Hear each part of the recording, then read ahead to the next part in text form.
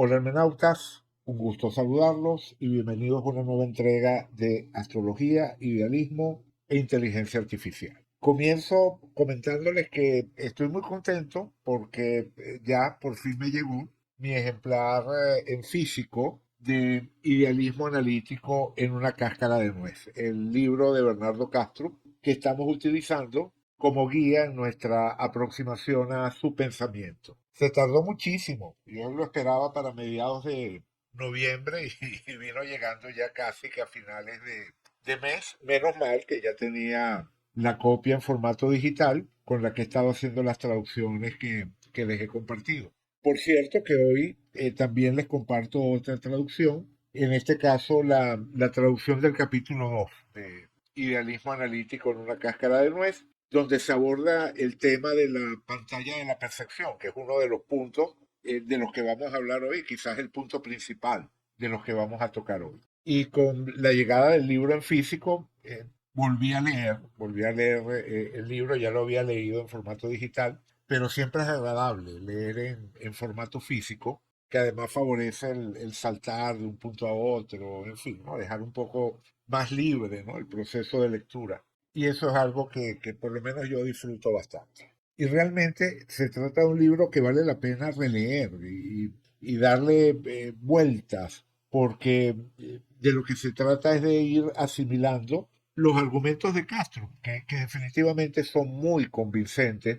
Y yo en estos videos estoy transmitiendo apenas una fracción, un esbozo muy general de ese planteamiento tan bien argumentado que hace Castro. De todas maneras, con esas traducciones que les estoy compartiendo, ustedes ya pueden irse aproximando a ese planteamiento original de Castro, mientras estamos a la espera de una traducción completa y oficial al español.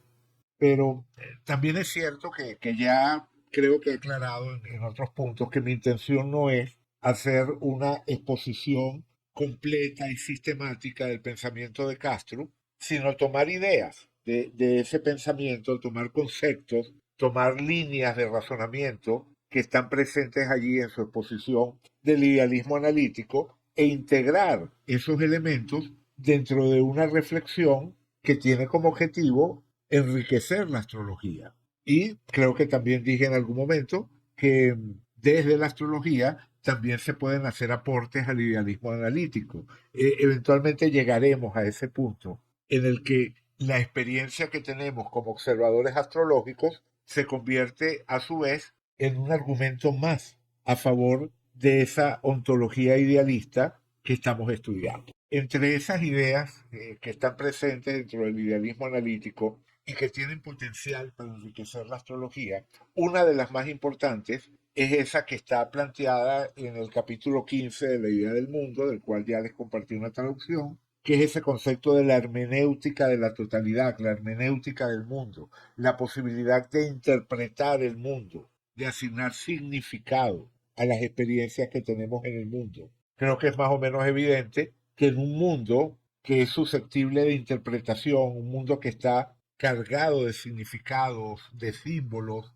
la astrología se encontraría en casa, se sentiría a gusto, una situación totalmente distinta a la que se da en la relación de la astrología con el fisicalismo, como ya vimos en algún video pasado, porque en un mundo carente de significado, donde todo significado es una proyección que hacemos nosotros los seres humanos, esa red de significados que nos sugiere el lenguaje astrológico carecería de sentido. Entonces, esa hermenéutica de la totalidad, esa hermenéutica del mundo, es uno de los conceptos que hacen que el idealismo analítico sea potencialmente amigable para la astrología, para integrar y para comprender algo como es la astrología. Pero el concepto en el que nos vamos a concentrar hoy es otro diferente, el de la pantalla de la percepción, que como dije está abordado en el capítulo 2 de Idealismo Analítico en una cáscara de nuez, del cual les estoy compartiendo una traducción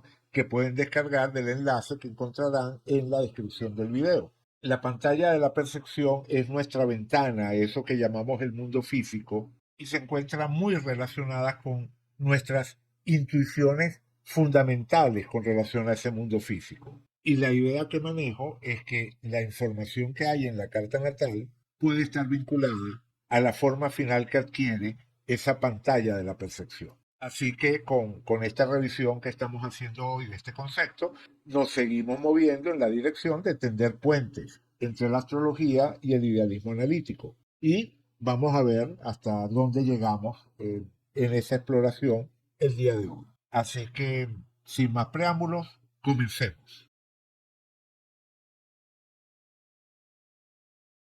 En el video anterior estuvimos hablando de una de las tesis principales del idealismo analítico, y es que la vida en general representa una expresión localizada, o sea, cada ser vivo, cada organismo que tiene metabolismo, cada ser vivo, es una expresión localizada de eso que podemos llamar la conciencia universal, que sería el sustrato último de la realidad. Entonces, cada uno de nosotros es una de esas localizaciones de la conciencia universal, y una de las tantas metáforas que usa Castro para tratar de transmitir esa idea es la de remolinos en un río. Realmente solamente existe el agua que fluye por el río. Sin embargo, se pueden formar remolinos que no son algo en sí mismo, sino un comportamiento del agua, algo que el agua hace. La idea es esa, el remolino no es algo que existe en sí mismo de forma independiente del agua, sino que es algo que el agua hace. Uno no puede sacar el remolino del río, porque en un sentido esencial, el remolino es el río. Más o menos esta misma idea la tendríamos que extrapolar a nuestra vida individual. Cada uno de nosotros sería como uno de esos remolinos, y en el video anterior introducía la idea de que uno podría de alguna forma comparar el límite de cada uno de esos remolinos, aquello que de alguna forma entendemos como los mecanismos que permiten la localización, lo podríamos comparar, o mejor dicho, lo podríamos asociar, la palabra correcta sería asociar, establecer una asociación entre aquello que permite la integridad estructural de cada uno de esos remolinos y lo que conocemos como una carta natal. Dicho de otra forma, que la carta natal nos puede estar dando información sobre eso que Kastrup llama la barrera disociativa. La barrera disociativa sería lo que permite que cada uno de estos remolinos mantenga su integridad. Por ejemplo, en nuestro caso, en el caso de seres humanos, nuestra barrera disociativa se manifiesta como nuestro cuerpo físico, o por lo menos podemos percibir esa barrera disociativa como nuestro cuerpo físico, o por lo menos como la parte de ese cuerpo físico que está en contacto con el entorno que le rodea, con el mundo que le rodea. El límite del remolino que está en contacto con el resto del río. Una forma de entender eso que Castro llama barrera disociativa es un concepto que él introduce llamado la envoltura de Markov, en inglés Markov blanket. Este es un término que proviene de la estadística y del aprendizaje automático o machine learning, como dicen en inglés, y puede entenderse como una especie de límite que filtra información del entorno. Esa es la forma en la que lo usa Castro. Y en el capítulo 6 de ese libro que hemos comentado ya, La idea del mundo, capítulo que él titula Dándole sentido al universo mental, ¿no? Sería más o menos una traducción. Él pone este gráfico para ilustrar la idea. Aquí lo tengo traducido a español. Tendríamos tres capas que podemos distinguir: el estado externo general, que sería el de la mente en general; el estado interno, que corresponde al alter. Recordemos que cada una de estas localizaciones de la conciencia universal, Castro lo llama un alter, utilizando la misma terminología que se usa en psicología para referirse a las disociaciones de la mente de una persona que padece el trastorno de identidad múltiple o trastorno de disociación de identidad. Eso no significa en modo alguno que Castro esté diciendo que la mente universal o la conciencia universal padezca de algún tipo de trastorno. eh, usa ese ejemplo del trastorno de disociación de identidad simplemente para evidenciar que el proceso es posible, que efectivamente es posible que una mente pueda disociarse y producir localizaciones puntuales similares a esos remolinos en el río de los que estábamos hablando antes. Entonces, esa disociación o ese remolino sería lo que llamamos un alter. Entonces tenemos el estado interno que corresponde al alter y tenemos el estado externo que corresponde a la mente en general o mente universal. Y entre los dos tenemos la envoltura de Markov que también corresponde al alter. Es decir, el alter posee estados internos, pero además posee una barrera que le permite intercambiar con el mundo externo, por eso las flechas que vemos en este gráfico, en el que la letra griega sí está siendo utilizada para representar esos estados externos de la mente universal que inciden sobre la barrera que posee la capacidad sensorial.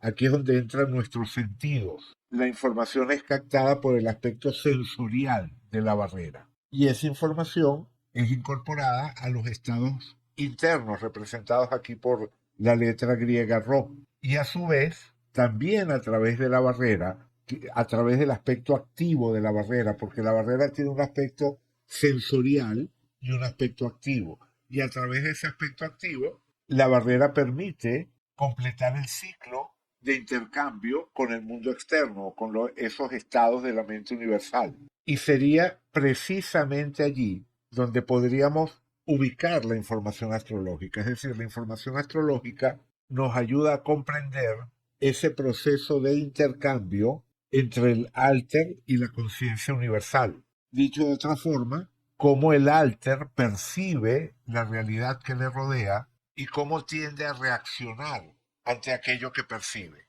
Por supuesto, no estoy pretendiendo decir que toda la información relevante de esa barrera disociativa esté contenida dentro de la carta natal, pero sí creo que hay una porción significativa de información que está codificada allí, que está codificada en la carta natal. Creo que hay razones también dentro del idealismo analítico para afirmar eso. Eso lo entenderemos mejor cuando lleguemos a la parte en la que Castro habla de el tiempo y el espacio, de cómo se conciben esos dos conceptos fundamentales de tiempo y espacio dentro del idealismo analítico. Y les puedo adelantar que la propuesta de Castro va en la dirección de proporcionar al tiempo y al espacio un sustrato semántico, un sustrato que tiene que ver con asociaciones de significado. Así que si tiempo y espacio, que son también los parámetros en los que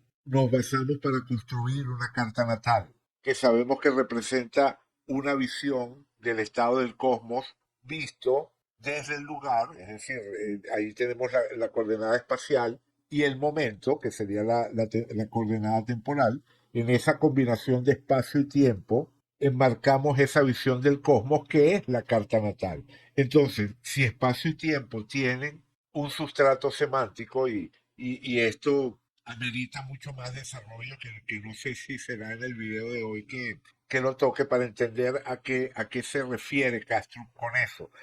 Sí es importante que revisen ese capítulo 15 de la idea del mundo, del que les dejé ya una traducción, y eso lo vamos a complementar con los capítulos 8 y 9 de idealismo analítico en una cáscara de nuez. Entonces todavía hay material que revisar por ese lado para que se pueda entender realmente a qué nos estamos refiriendo con eso de establecer un puente entre el tiempo y el espacio por una parte y las asociaciones semánticas, las asociaciones de significado por la otra. Pero por lo pronto baste decir que hay buenas razones para pensar que el establecimiento de la barrera disociativa, o por lo menos su forma definitiva, está espacial y temporalmente vinculado con ese momento para el cual levantamos la carta natal, con ese momento y ese lugar para el cual levantamos la carta natal.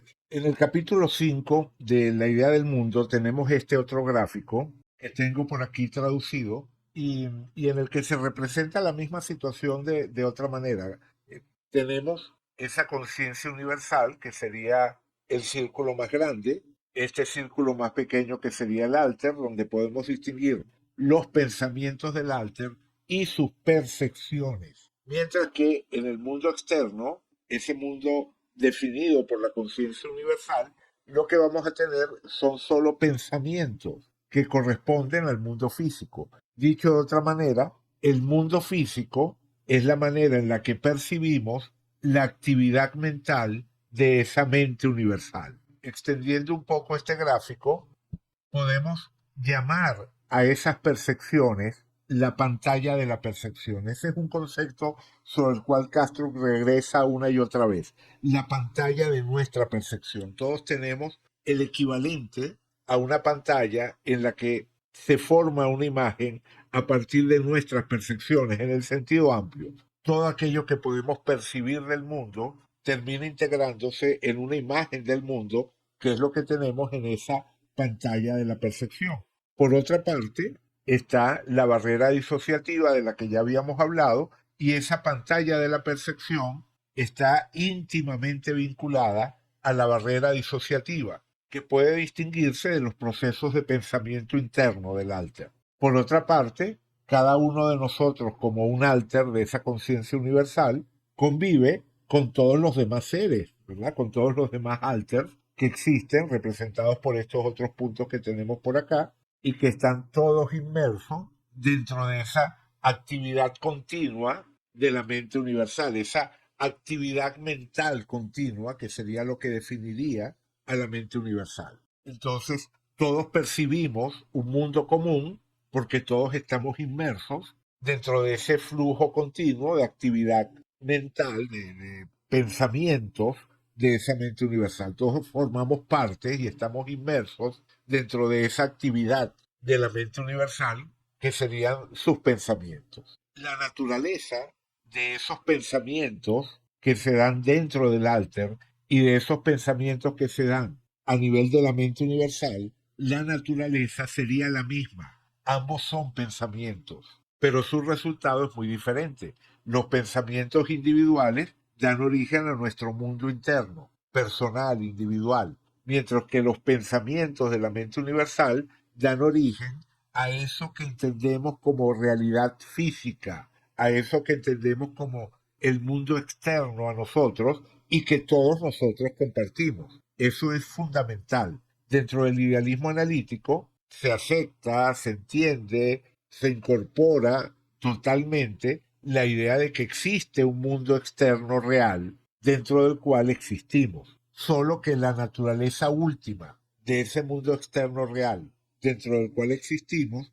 es mental. Y precisamente por el hecho de que la naturaleza última de ese mundo que habitamos es mental, es totalmente comprensible que patrones de organización que encontramos dentro de nuestros pensamientos individuales también existan dentro de ese mundo externo que habitamos. O dicho de otra forma, que nuestras intuiciones sobre el significado y sobre las relaciones que pueden existir en el mundo se correspondan con significados y relaciones que efectivamente existen en ese mundo. Y aquí es donde entra el concepto junguiano de arquetipo, esos patrones de organización de los procesos mentales que se dan tanto a nivel individual como a nivel universal, sería lo que Jung llamaba los arquetipos. Y sería también la razón de la efectividad de las intuiciones matemáticas. Para quienes ya han leído ese capítulo 15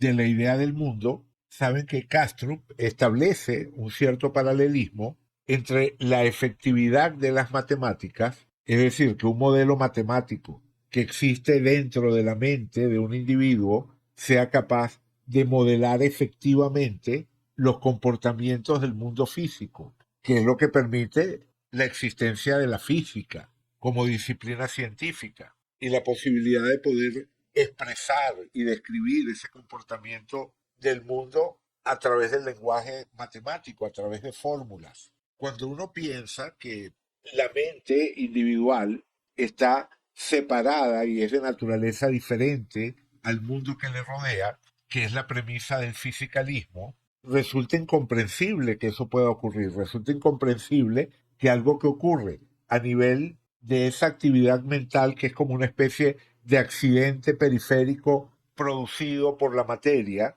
y resulta que esa actividad mental refleja el comportamiento de esa materia, dentro del fisicalismo tendríamos un enigma, tendríamos un misterio. Hay un artículo que he citado por Castro en ese capítulo 15 de la idea del mundo, que describe esa efectividad de las matemáticas como una especie de milagro. Pero eso es solo dentro de una ontología fisicalista. Dentro de una ontología idealista como esta que estamos explorando, no hay ningún milagro, por la sencilla razón de que los pensamientos que tenemos a nivel personal son de la misma naturaleza que la realidad dentro de la cual existimos, porque esa realidad dentro de la cual existimos es mental. Y entonces no tiene nada de raro que se compartan patrones de organización. Y esos patrones de organización es lo que llamamos arquetipos, son lo que llamamos arquetipos. Y el hecho de que podamos compartir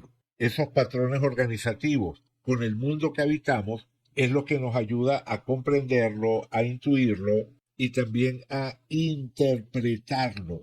Es lo que nos permite hablar de una hermenéutica de la totalidad y entonces usar esa imagen de cada uno de esos alters como un personaje inmerso dentro de un sueño, dentro del sueño de la mente universal, de tal forma que la realidad con la que vamos entrando en contacto puede ser interpretada de la misma forma que podemos interpretar un sueño. Pero hay una diferencia también importante, y es que la actividad mental de la mente universal se nos presenta bajo la forma de regularidades, de comportamientos consistentes, que es lo que nos permite desarrollar una comprensión de la realidad en términos de leyes físicas. Es decir, el mundo se nos presenta de forma estructurada y lleno de regularidades. Y cuando entramos en el terreno de la astrología, estamos explorando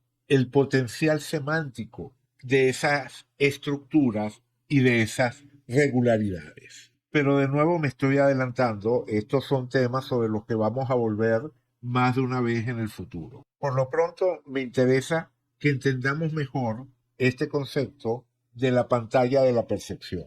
En el capítulo 2 de Idealismo Analítico en una cáscara de nuez, del que les estoy compartiendo otra de esas traducciones informales, Castro hace referencia a una metáfora que él usa con mucha frecuencia, que es la del piloto del avión que está volando por instrumentos.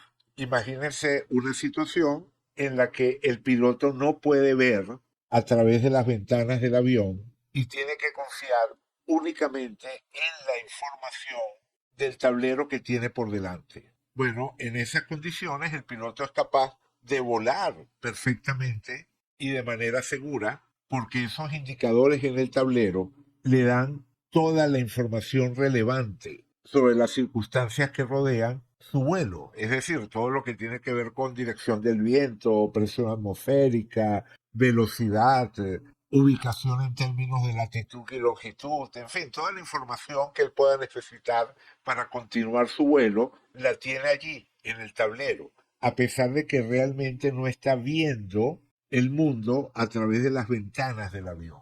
Y Castro establece una analogía entre esa información que proporciona el tablero del avión y la información que nos proporcionan nuestros sentidos. Y de la misma manera que la información codificada en el tablero del avión no se parece a la realidad, sino que la codifica, es decir, afuera del avión hay un mundo real donde hay nubes, pueden existir montañas, en fin, hay un mundo real que está lleno de objetos y dinámicas que el piloto no observa de forma directa, pero con los que puede interactuar porque tiene, como dijimos antes, la información codificada de la forma apropiada. Bueno, exactamente lo mismo ocurre con nosotros. Nuestros sentidos no nos proporcionan una imagen del mundo tal como es, sino una versión simplificada, codificada de ese mundo en el que existimos, que es la que se termina reflejando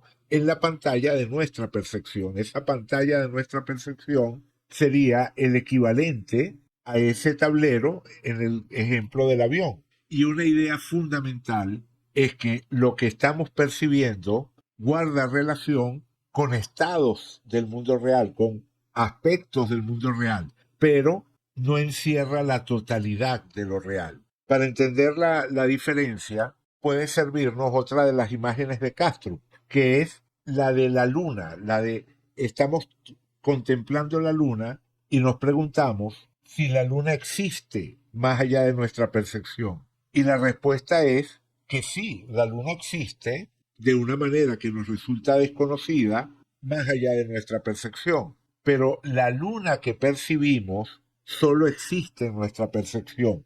Es decir, las cualidades que asociamos a la luna, su tamaño, su brillo, es decir, la forma en la que aparece la luna en la pantalla de nuestra percepción es exactamente eso, es la luna percibida, la luna codificada a través de esa pantalla de la percepción. Mientras que la luna real, entre comillas, que seguiría existiendo independientemente de que exista o no alguien que la esté observando, esa luna real es algo diferente a la luna percibida. Entonces, por eso, si nos preguntamos, ¿la luna deja de existir si no la percibimos? La respuesta es sí, si a lo que nos estamos refiriendo es a esa imagen en la pantalla de nuestra percepción. La imagen en la pantalla deja de existir si la pantalla no la está percibiendo. Pero aquello que podría ser percibido, eso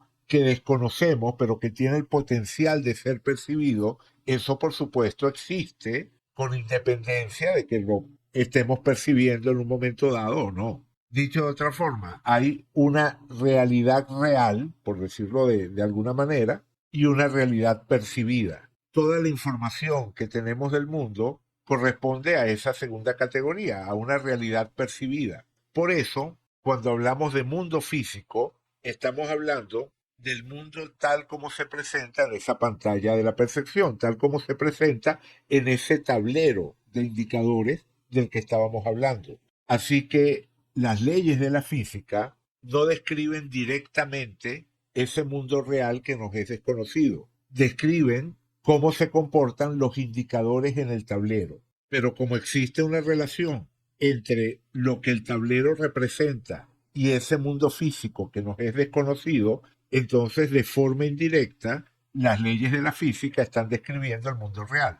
Lo están describiendo a través de los límites de ese tablero, del avión metafórico en el que vamos por la vida, o a través de los límites que establece la pantalla de nuestra propia percepción. Entender esta idea es fundamental y hay otra metáfora que utiliza Castro, que es la de comparar ese tablero de la percepción con el escritorio con el que estamos familiarizados en una computadora. Sabemos que en el escritorio de nuestra computadora los programas y los archivos están representados por iconos, ¿verdad? Por una serie de iconos sobre los cuales podemos hacer clic para tener acceso a esos programas o a esos archivos. Pero sabemos que ni los programas ni los archivos lucen de esa forma. Es decir, un determinado archivo no tiene la forma de un icono cuadrado con un cierto logo dentro de él. Los archivos, desde un punto de vista físico, corresponden a estados dentro de circuitos electrónicos que están dentro del computador. Pero si uno tuviese que interactuar directamente con la información tal como existe realmente dentro del computador, bueno, pues no podríamos hacer nada, no seríamos capaces de abrir un documento o de localizar una foto que nos interesa porque estaríamos abrumados por la cantidad de información, no seríamos capaces de discernir nada dentro de ese conjunto de información que se nos va de las manos. Y es por eso que en las computadoras tenemos esas interfaces que nos permiten interactuar con la información de una manera codificada, es decir, la información del computador se codifica para presentarla al usuario, para que la computadora nos presente la información de una manera comprensible. Bueno, exactamente lo mismo hace esa pantalla de la percepción para cada uno de nosotros. Nos da una visión codificada del mundo. Y con esa visión codificada del mundo es con la que interactuamos. Y de nuevo, extendiendo la analogía, podríamos decir que los límites de la pantalla se corresponden a los límites de tiempo y espacio con los que nos relacionamos en esto que llamamos el mundo real.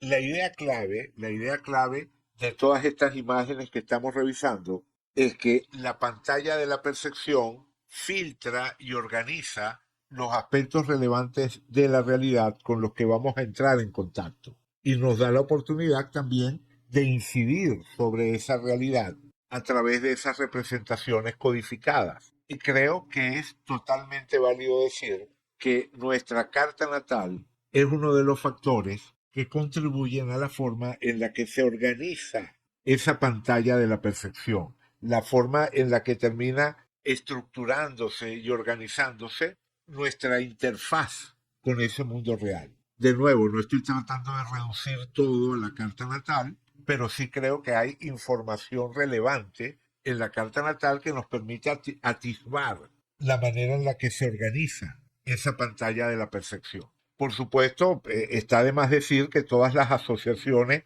de naturaleza astrológica que he estado haciendo en el video de hoy corresponden a nuestra exploración, no tienen nada que ver con la propuesta de Castro. Recordemos que estamos tratando de integrar lo que sabemos y lo que entendemos con relación a la astrología y ese modelo ontológico que nos está dando Castro con el idealismo analítico. Entonces, la manera de establecer puentes es encontrando relaciones entre determinados aspectos del modelo de Castro y el tipo de información que encontramos dentro de la astrología. Y yo creo que esta es una de las vías que vale la pena continuar explorando, la relación entre la información astrológica y esa pantalla de la percepción, y más todavía la relación entre la información astrológica y eso que llamábamos la barrera disociativa o el envoltorio de Markov.